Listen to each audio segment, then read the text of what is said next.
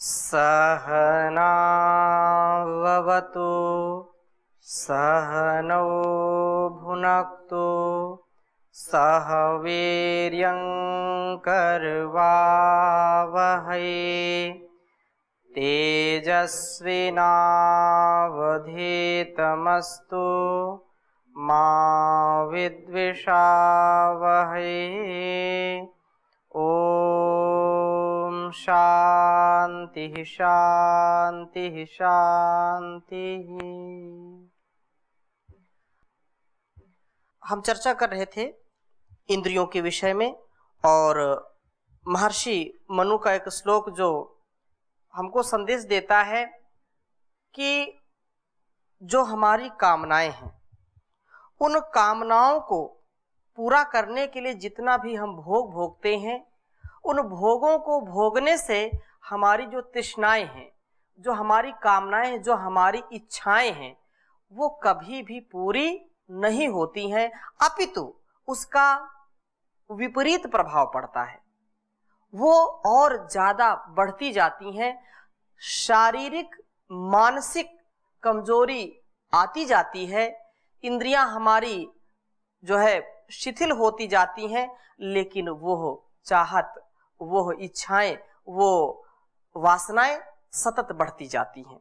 इसलिए हमको सावधान हो जाना चाहिए कि हम इन वासनाओं से दूर हटें, इनके पीछे हम ना भागें। तो आगे बढ़ने से पहले आप में से किसी का प्रश्न हो तो पूछिए। ओम स्वामी जी, अभी आपने कहा था कि जो हमारी इंद्रियां हैं हमें इनके लिए नए नए एक्सपेरिमेंट नहीं करना चाहिए, नए नए प्रयोग नहीं करने चाहिए जी। आज के समाज में ज़्यादातर यही है कि नई नई रिसर्चेज होते हैं और उसमें जैसे अभी हमारे पास कोई मोबाइल है वो सामान्य था, फिर और नई टेक्नोलॉजी आ गई, नई आ गई, तो इसमें हम चाहते हैं कुछ नया मिले क्योंकि उसके फंक्शन और नए कुछ होते हैं, तो नया सीखना पड़ता है और नए रिसर्च होते हैं। अगर हम वैदिक परंपरा में जाएंगे तो उस समय ये चीज़ों का तो कोई था नहीं, तो आज अगर उसकी ओर हम जाते हैं तो हमारी इंद्रियां तो उसमें आसक्त होंगी और आसक्त होंगी तो निश्चित रूप से उसमें और अच्छा करना चाहेंगे जी। तो इस तरह से हम जो आज अब देखते हैं कि जो जिस परंपरा में हम थे उससे हम हटते चले जा रहे हैं जी। और जैसे पहले ऐसी नहीं था, ये चीजें नहीं थी, सुविधाएं नहीं थी, तो हम उस पर कुछ समय निकाल पाते थे, लेकिन आज हम तो बढ़ते चले जा रहे हैं। तो फिर कैसे हम उसको ये कहें कि हम उसमें आसक्त ना हो और फिर हम एक तरफ ये कहें कि हम संसाधन और विकास में हम आगे हमें बढ़ना चाहिए। जैसे हम मंगल ग्रह में भी जा रहे हैं तो उसके लिए रिसर्च करने पड़ेंगे, रिसर्च करने पड़ेंगे तो हमें नए नए उन माहौलों में रहना पड़ेगा। तो कैसे दोनों में सामंजस्य बनाया जाए कि वैदिक परंपरा में और भौतिक परंपरा में सामंजस्य कैसे बने, इसमें थोड़ा सा प्रकाश डालें आज के युवाओं के लिए और सबको जानकारी मिले। जो आपका प्रश्न है कि नए नए प्रयोग हमको नहीं करने चाहिए, जो मैंने कहा उस पर आपने ये बात कही कि यदि हम नए नए प्रयोग नहीं करेंगे तो आगे कैसे बढ़ेंगे। बिल्कुल बात सत्य है, लेकिन जिस दृष्टि से ये बात शास्त्रों में कही जाती है कि हम अपनी इंद्रियों को, मतलब ऐसा कहीं नहीं है कि आप आंखों का प्रयोग जो है नई नई तकनीके के लिए मत करिए, कानों का प्रयोग नई नई तकनीके के लिए मत करिए, या मन से जो अभिध्यान है, जो चिंतन है, जो मनन है, अपने जीवन को विकसित करने के लिए, इस संसार को विकसित करने के लिए, या देश काल परिस्थिति में ज्ञान विज्ञान को बढ़ाने के लिए, भाई अभी जो परिस्थिति है उससे निपटने के लिए कुछ हमारी जो है सरकारी कुछ नीति होती हैं कि भाई अब ये समस्याएं हैं, जल का जो है अभाव हो रहा है, जल संकट हो रहा है, इससे निपटने के लिए क्या करना चाहिए, जनसंख्या विस्फोट हो रहा है, इससे निपटने के लिए क्या करना चाहिए। तो इसको, या चारों ओर सुरक्षा का अभाव है, उस सुरक्षा को हम बहुत ही अच्छे ढंग से, बेहतर ढंग से कर सकते हैं, उसके लिए हम क्या क्या क्या नई नई तकनीकें कर सकते हैं, उसको करने के लिए निषेध नहीं है। परंतु जो इंद्रियों की बात है, जो काम है, जो क्रोध है, ईर्ष्या है, द्वेष है, लोभ है, जो वासनाएं हैं, जो हमारी इंद्रियों के तेज को क्षीण कर देती हैं, जो अब्रह्मचर्य है, जो हिंसा है, जो लूट घसोट है, इनसे जो व्यक्ति इनमें कोशिश करता है कि नहीं ये तो कुछ नहीं है, अगर हम शास्त्रों की बात ना माने तो निश्चित रूप से हमारा जीवन तो केवल प्रयोग में ही चला जाएगा। हमारे ऋषियों ने जब बताया है कि ये मन और इंद्रियां, ये भोग और ये योग ऐसा जीवन है, ये ऐसा जीवन है, तो इसमें जो कल्याणकारी है ऐसा जीवन, संयमित जीवन जिएंगे तो जीवन में आपको हर प्रकार से सुख, शांति और आनंद की अनुभूति होगी।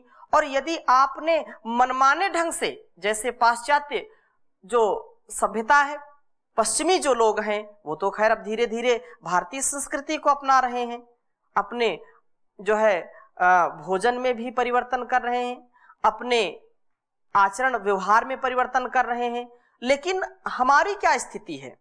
इस स्थिति में मेरा निवेदन ये है कि जैसा हमारे ऋषि मुनि संकेत कर रहे हैं कि अपनी वाणी व्यवहार को, अपने आचरण को, अपने चरित्र को, अपने सदाचार को, अपने अष्टांग योग को हम कैसे अपना करके जीवन में उत्थान कर सकते हैं, उसको जरूर करना चाहिए। ऐसा नहीं कि अरे ये तो बस किताबी बातें हैं, ऐसा नहीं। हमको एक एक जो संदेश है, जो उपदेश है, उसको जीवन में उतार करके परीक्षण करना चाहिए कि वास्तव में सत्य है कि नहीं। परंतु यदि मनमाने ढंग से अरे कुछ नहीं होता इससे, तो निश्चित रूप से हानि होगी। और दूसरी बात यह है कि आज जो है तकनीकी युग है, आज का जो युग है वो तकनीकी है, और निश्चित रूप से तकनीकी का प्रयोग करना भी चाहिए, परंतु इस बात का हमेशा ध्यान रखना चाहिए कि इससे किसी की हिंसा तो नहीं हो रही, या मनुष्य के जीवन में हमारे पास पड़ोस के जो जीव जंतु रहते हैं उससे कोई विशेष हानि तो नहीं हो रही है, या मेरे द्वारा जो भी आचरण हो रहा है ये हिंसा से युक्त है या अहिंसा से युक्त है। अष्टांग योग की हमने पीछे जो यम नियम आसन आदि की चर्चा की थी, तो उसमें बहुत सारी चर्चा की है, उसका हमेशा ध्यान रखना चाहिए, चाहे वो युवक हो या युवती हो। इंद्रियों का यदि संयम करेगा, वो चाहे ये आधुनिक युग हो या प्राचीन काल का हो या आगे आने वाला युग हो, जो इंद्रियों का संयमन करेगा, जो ब्रह्मचर्य का पालन करेगा, जो अष्टांग योग का पालन करेगा, उसके जीवन में उन्नति ही उन्नति है, कभी अवनति नहीं होगी। उसका तेज, उसका ओज, उसका जो समस्त जो भी क्रियाकलाप है समग्रता से जीने वाला, वो अपने जीवन को भी धन्य करेगा, अपने समाज, अपने परिवार, अपने राष्ट्र को भी धन्य करेगा। और यदि वो भोगों में फंस गया तो स्वयं डूबेगा और दूसरों को भी ले डूबेगा। इसलिए ये जो यहाँ पर निवेदन है, ऋषियों का जो संदेश है, उसको समझने का प्रयास करना चाहिए। अभ्युदय और निःश्रेयस दोनों ही हमारे लिए वरदान है। अभ्युदय भी हमको करना है और निःश्रेयस को भी प्राप्त करना है। बिना अभ्युदय के निःश्रेयस पूरा नहीं हो सकता।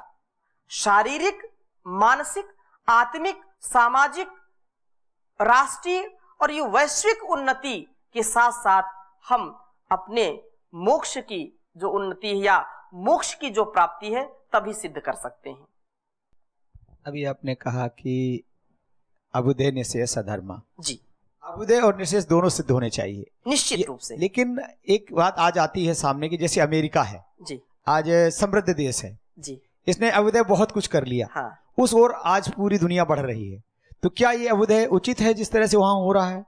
और अमेरिका की क्या स्थिति है ये तो वहां जाकर के ही पता चलेगा, परंतु वो भोगोन्माद से त्रस्त है और अब वो अध्यात्म की ओर आ रहा है।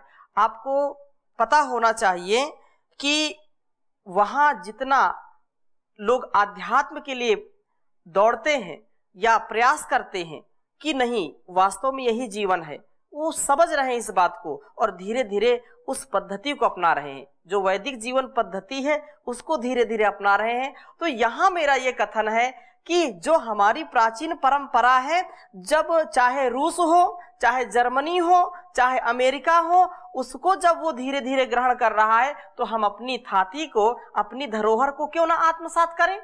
हम उनके जो है मार्ग पर क्यों जाएं कि भोग के बाद रोग आएगा और रोग के बाद फिर योग करो, फिर अपने को जो है इलाज करो। इसका ये नहीं होना चाहिए।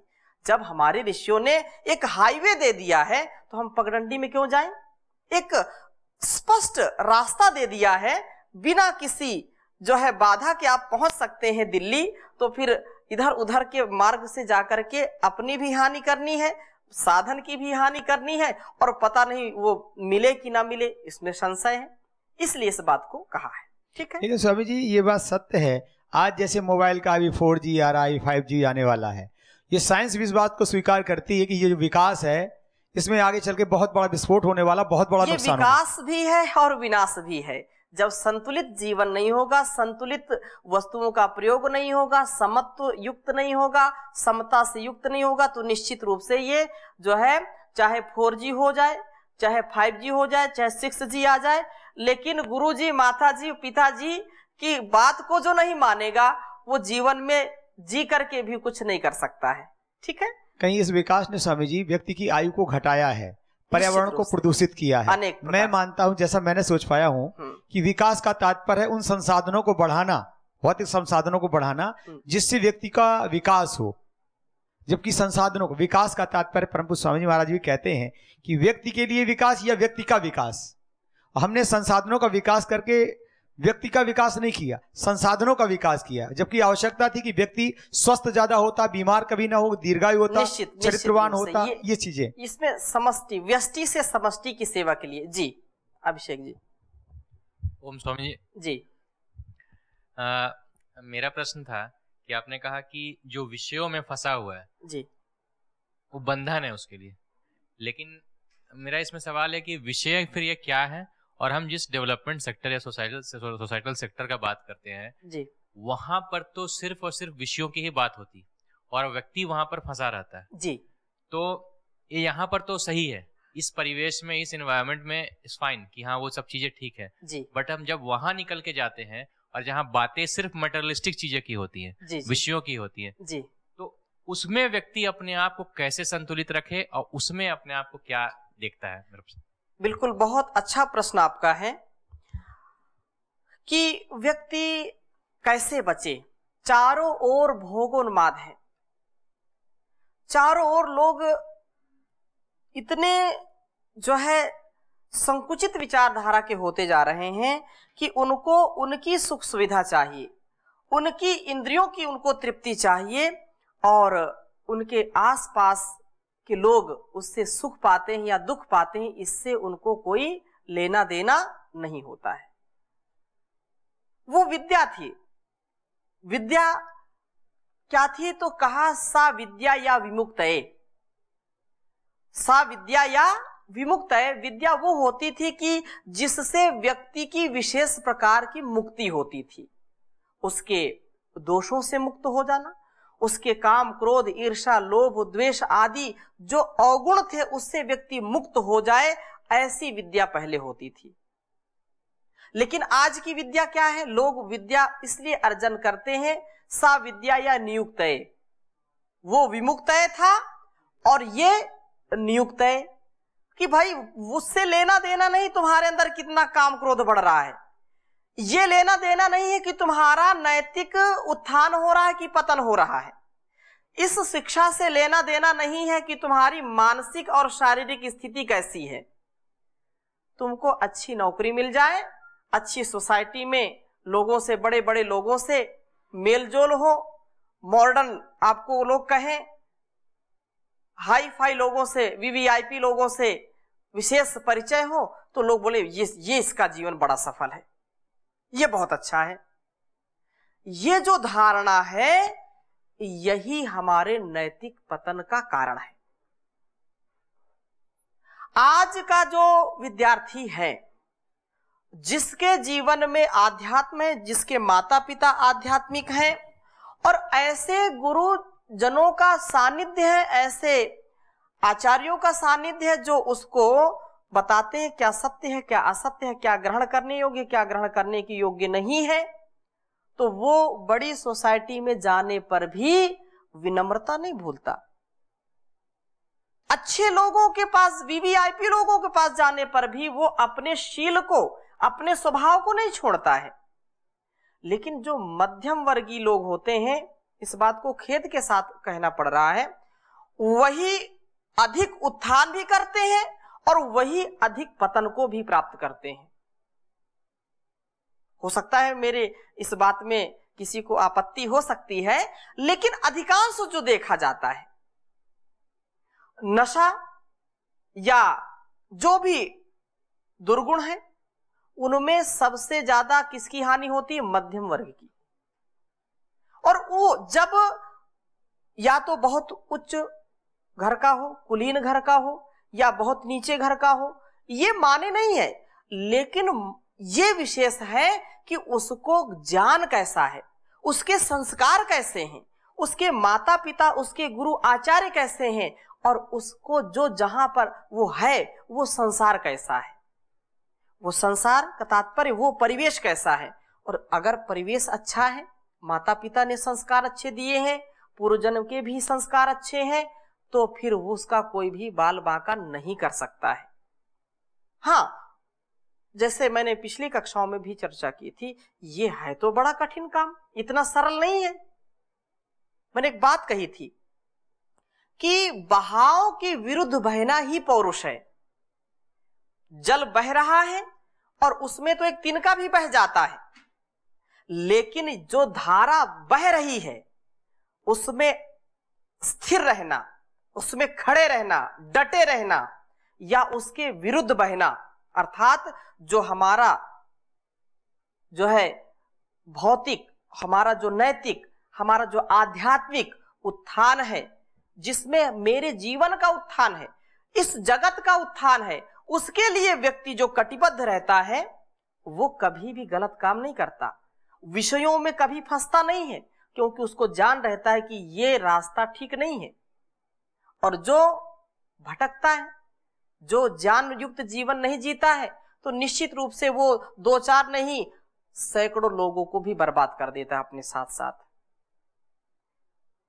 क्रीम थोड़ी होती है, क्रीम बहुत कम होती है, लेकिन दूध ज्यादा होता है। उसको जो मलाई होती है, स्वामी जी को ज्यादा जानकारी है, तो मलाई कम ही होगी। और दही जमा दिया, उसको मथ दिया, तो उसकी छाछ ज्यादा हो जाएगी, मक्खन थोड़ा ही निकलेगा। तो कहने का आशा यह है कि इसमें हमको चिंतित न होने की आवश्यकता नहीं है, ये सदा से है, सदा रहेगा। अपने कर्तव्य को हम देखें, अपने जीवन को देखें, और अपने कर्तव्य में हम सदा आगे बढ़ते जाएं, ये दुनिया बढ़ती जाएगी, आपके साथ लगती जाएगी। ये जरूरी नहीं कि मैं दुनिया को बदल के रख दूंगा, नहीं, अपने लक्ष्य को आप सामने रखिए और कर्म करते जाइए। निश्चित रूप से आपका और आपके साथ लोगों का कल्याण होगा। परम पूज्य स्वामी जी महाराज के जीवन को देखिए, परम पूज्य आचार्य श्री के जीवन को देखिए, उन्होंने अपने जीवन को संवारा है और इस संसार को भी संवारा है। हजारों, लाखों, करोड़ों लोगों ने उनको सुन करके, उनके द्वारा दी गई शिक्षा को ग्रहण करके अपने को नया जीवन प्रदान किया है। जी स्वामी जी। ओम स्वामी जी। जी। कामना के बारे में बहुत सारी चर्चा हो रही जी। कामना दुख की कारण है जी। और ऐसे सुने जैसे गौतम बुद्ध जी बताए, कामना के विनाश में दुख का विनाश। हाँ, इच्छा ही दुख का कारण है। इच्छा ही दुख का कारण है। हाँ। तो कामना दो तरह के ऐसे असर होता है साधक के जीवन में। हाँ। जैसे हमें एक कामना को मान लिया, भोग लिया, फिर उसका दूसरा ऑप्शन आ जाता है। जी। दूसरे साइड में देखते इसको कुछ प्रयास करके हटा देते, वहां भी दूसरा ऑप्शन आ जाता है। एक तो हटा दिया, दूसरा फिर आ जाता है। जी। वो दोनों तरफ से समत्व रखा करके कैसे एक साधक अपने जीवन को आगे ले सकते, उसी के बारे में थोड़े। जो जीवन में आगे बढ़ना चाहते हैं और सारे संसार के व्यापार भी करना चाहते हैं, कार्य भी करना चाहते हैं, वो गृहस्थी में है तो उसको गृहस्थ धर्म का पालन भी करना। जैसे अभिषेक जी भी पूछ रहे थे कि कोई कारपोरेट जगत में सेवा देता है, कोई बड़ा ही जो है ऑफिशियल व्यक्ति है, या ऐसे सोसाइटी में रहता है जहां पर उसको सारे कार्य करने पड़ते हैं, तो अपने को कैसे वो बचाए उससे। तो उसके लिए निश्चित रूप से ये जो हम पढ़ रहे हैं उसमें अष्टांग योग का पालन जितना हो सकता है वो करे, और क्रिया योग को सदा वो करता रहे। तपः स्वाध्याय ईश्वर प्रणिधानानि क्रिया योग। हम जितना हो सकता है अपने को सुख दुख मान अपमान सर्दी गर्मी लाभ हानि जो भी हो उसमें ऊपर उठाने का प्रयास करें, थोड़ा सा तप करें। लोग आज तप से डरते हैं या तप के नाम पर केवल ढोंग करते हैं। ऐसे ढोंगियों से बचना चाहिए, सच्चे और अच्छे बन करके जैसा ऋषियों ने कहा है वैसे तप को ग्रहण करना चाहिए, अंगीकार करना चाहिए और स्वाध्याय कभी नहीं छोड़ना चाहिए। जो व्यक्ति स्वाध्याय करता है उसके जीवन में बहुत अच्छाइयां आ जाती हैं, बुराइयां धीरे धीरे निकल जाती हैं। सच्चे मन से स्वाध्याय करे और ईश्वर का प्रणिधान करे। उठते बैठते सोते जागते जो भी वो कार्य कर रहा है उसको ईश्वर अर्पण करना। ईश्वर प्रणिधान की हमने बहुत सारी पीछे चर्चा की थी कि जो कुछ भी मुझको मिला है, जो भी सामर्थ्य मेरा है, उस परमात्मा का गुणगान करते रहना और अपने सभी सेवाओं को उसके अर्पण करना। तेरा तुझको अर्पण क्या लागे मेरा। तो ऐसे व्यक्ति जब कार्य करेगा तो वो कभी भी दुखी नहीं होगा और कभी भी विषयों के पीछे नहीं भागेगा। वो क्योंकि समत्व में जिएगा, क्योंकि ईश्वर का प्रणिधान कर रहा है, उसका जाप कर रहा है और उसके अर्थ की भावना कर रहा है, तो वह व्यक्ति बच जाता है। ठीक है। और ये निश्चित रूप से वो परमात्मा का जब हम गुणगान करते हैं, उसका सुमिरन करते हैं, तो हमारे जो पीछे के भी कर्म हैं जो हमको दुख देते हैं, बार बार हमारे अंदर ग्लानि का भाव आ जाता है, वो भी धीरे धीरे दूर हो जाता है। और किसी ने लिखा है कि उस परमात्मा का सुमिरन करने से यही है कि मैं सदा प्रेय तो कर ही रहा हूं, प्रेय के साथ साथ श्रेय मार्ग का वो अनुगामी बन जाता है। परमात्मा उसको श्रेय मार्ग पर चलाता है, मुक्ति के मार्ग पर, मोक्ष के मार्ग पर। ये श्रेय या कहें या मुक्ति कहें, मोक्ष कहें, इसका मतलब यही है मुचरी मोचने, मुक्त हो जाता है। छोटे छोटे बातों में हम बंधे रहते हैं, छोटी छोटी गांठें हमारे अंदर होती। अच्छा इसने वो बात कही थी, आज तक मैं भूला नहीं। अच्छा इसने मुझको मेरी झूठी शिकायत की थी, मुझको नौकरी से निकलवा दिया था, इसको मैं कभी माफ नहीं कर सकता। अच्छा इसने मुझको ये वस्तु नहीं दी थी, इसने मुझको कटु वचन बोले थे, इसने मेरे से ईर्ष्या की थी। अनेक प्रकार से हम गांठें बांध लेते हैं, मुक्त नहीं हो पाते। मुक्ति का एक ही उपाय है, ओम सुख कंद से सच्चिदानंद से याचना है, श्रेय पथ पर चलूं कामना है, श्रेय पथ पर चलूं कामना है। कृत कुकर्मों की जब याद आती, आंख है अश्रुधारा बहाती, मन में संताप की घोर अनुताप की वेदना है, श्रेय पथ पर चलूं कामना है।